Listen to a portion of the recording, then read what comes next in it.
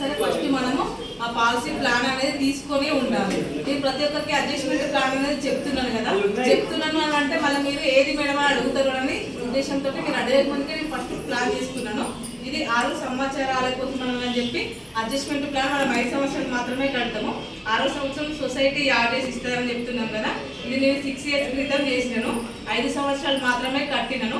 6వ సంవత్సరం ఈ నెల వచ్చేసింది. ఇది ఇక్కడ హెడ్ ఆఫీస్లో సబ్మిషన్ చేస్తే ఈ మంత్ నాకు నెక్స్ట్ మంత్ అంటే 45 days టైం పడుతుంది కదా, అప్పుడు మనకు అమౌంట్ వస్తుంది. కూడా తీసుకొని రావడం జరిగింది. నేను సంవత్సరానికి 24,000 రూపాయలు చేసినాను.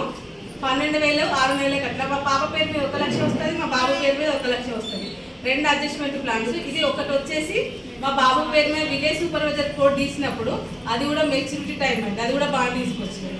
నాది కూడా అయిపోయింది, నాది వచ్చేసినాయి, అన్ని గ్రూప్స్ వచ్చేసినాయి, ఆర్డీసీ వచ్చేసినాయి, బిఎస్సి వచ్చేసినాయి. ఇది మా బాబు బిఎస్ కోడ్.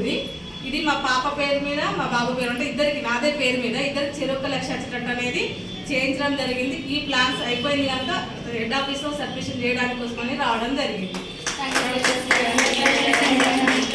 ప్రతి ఒక్కరం ఫస్ట్ మన ఇంట్లో నుంచి అడ్జస్ట్మెంట్ ప్లాన్ అనేది తీయాలి. మళ్ళీ ఇది అయిపోయింది కదా టైము, మళ్ళీ పోయిన సంవత్సరం మళ్ళీ ఒక ప్లాన్ రెడీ పెట్టేసుకున్నాను. మళ్ళీ ఒకటి చేసినాను, అది కూడా బాండ్ ఉంది కానీ ఇంకా 6 సంవత్సరాల తర్వాత తీసుకోవాలి. ఇట్లా ప్రతి ఒక్కరు ప్లాన్ చేయాలి. ఓకే.